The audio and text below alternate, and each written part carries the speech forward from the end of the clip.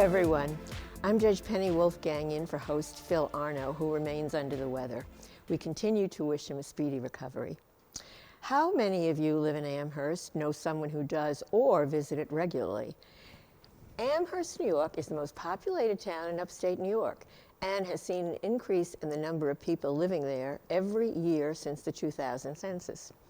As a suburb of Buffalo, Amherst has a mix of upscale neighborhoods, mid-size apartment communities, senior living, and a very healthy business sector. That business community has one of the strongest chambers of commerce in the region and welcomed a new president in 2018, A.J. Baines. With an update on the chamber and the outlook for business, we welcome A.J. Baines and a familiar face we saw for years on Channel 7, Joanna Passeri, who's now the Senior Director of Marketing and Communications for that organization. Welcome, and what a title, Joanna. Pretty long, huh? A.J., since taking over as president, the first thing I guess we'd like to know is what changes, if any, have you made in the chamber? Well, I think the chamber had a great foundation, and we were happy to build off of that foundation, but we've taken our game to the next level, and Joanna's been a big part of that success. We have a great team in our office, but social media was a component that was lacking at the chamber.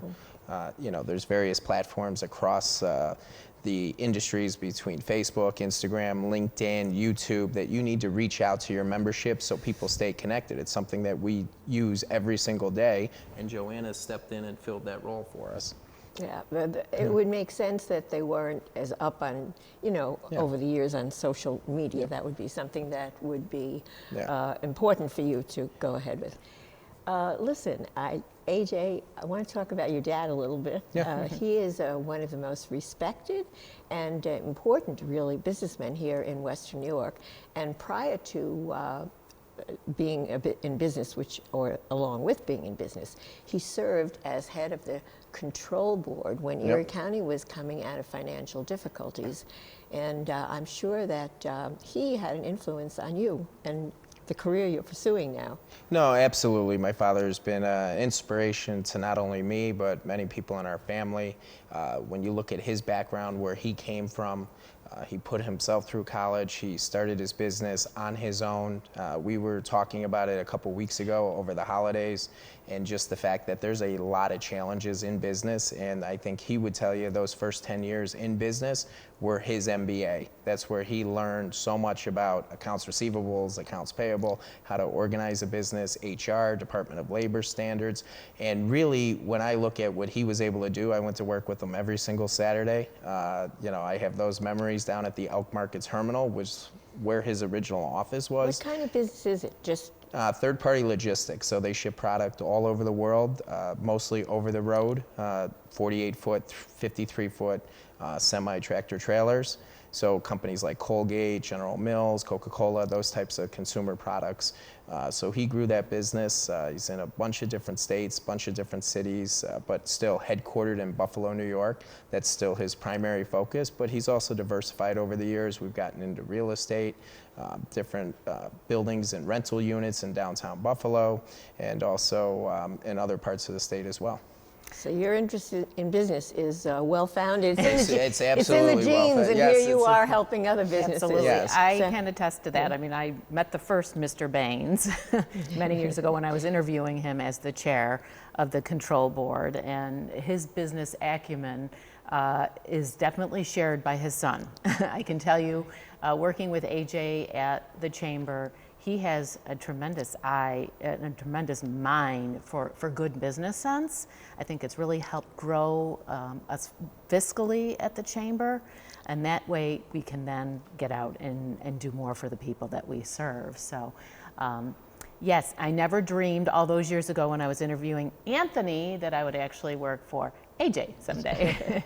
And that reminds me, we haven't seen you in a while, and I think our viewers as well as us are interested, although I know the answer to asking a question you know the answer to, what you've been doing since you left television. Well, it's been 4 years since I left Channel 7, and it's really been a great experience. I have learned more. I never imagined how much I would learn and grow after TV.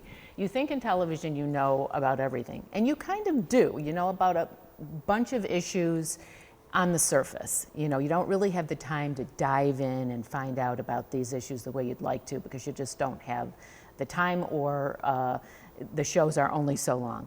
So getting out of TV, I thought, well, now it's time to immerse myself in what's happening in the community that I never had a chance to do because I was busy working on TV.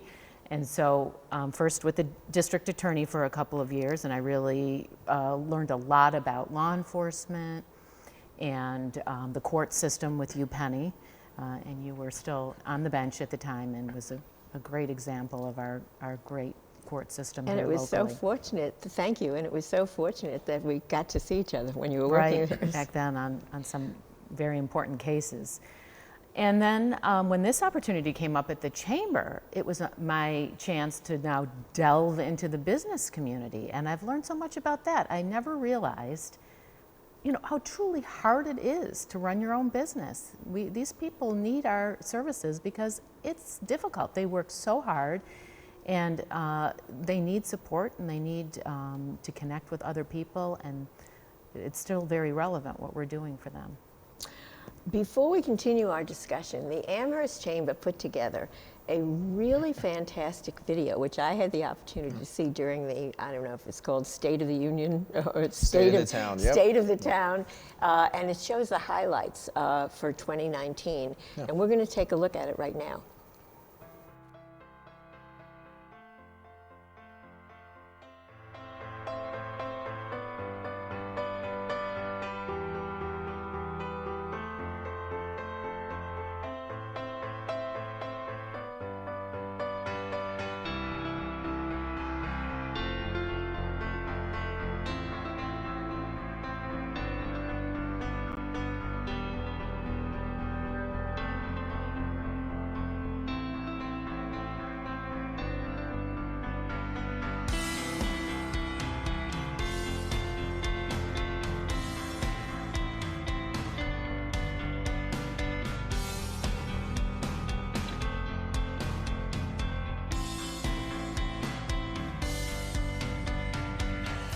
Going on the auction block, no longer waiting in limbo, is a good thing. I think we have some great developers locally that could take a look at this project.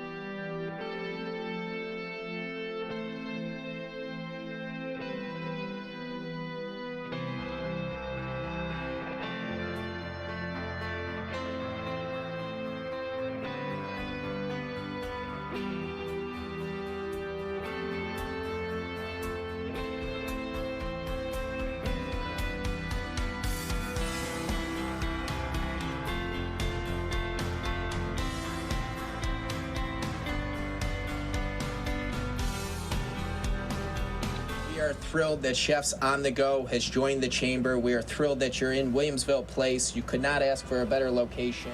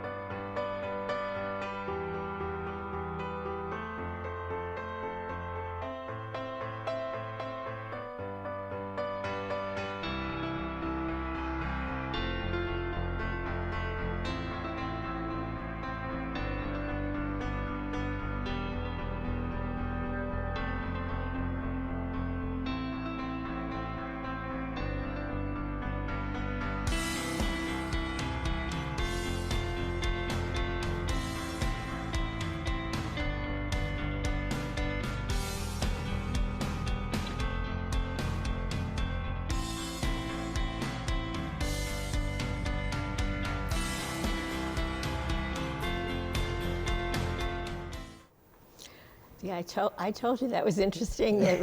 What's amazing is I think that it shows that a lot of small businesses that we don't even picture or think about are a very important part of Amherst, of the Chamber, and of your economy here in Western New York. No, absolutely. I mean, when you think about this country and what it's founded on small businesses, and they play a very important role with the Amherst Chamber of Commerce, and we did not forget them along the way. We wanted to make sure that we were involved in their businesses on a day-to-day basis. That's why we poll the membership. That's why we're constantly reaching out to our members, seeing what is it that they need to be able to grow their business. So, whether it's education on sexual harassment and all the changes that are going on, and so that they can put the right HR policies together, whether it's how do we use all the social media platforms out there, or, they might want to learn from various CEOs throughout the community. So we have our West Her Driven to Success series, where we bring in CEOs like Jody LeMayo, Donna DeCarolis, and they can tell their story and how they operate on a day-to-day basis. And really what we want to do is make sure that we're touching the small business community in a way that lets them know that we're here for them, and we're going to be able to foster a community for their growth. Mm. You, Joanna, told the stories, right, on TV of different, personal things. So now are you trying to tell the stories about the businesses and the organizations in Western New York? Absolutely. And that's really the most interesting part, getting to meet the people who take that plunge and start their own business. It's a dream for a lot of people, to own their own business, and a lot of people just don't have the guts to do it. And I can see why. It's very challenging. But when the people do it, you just admire them.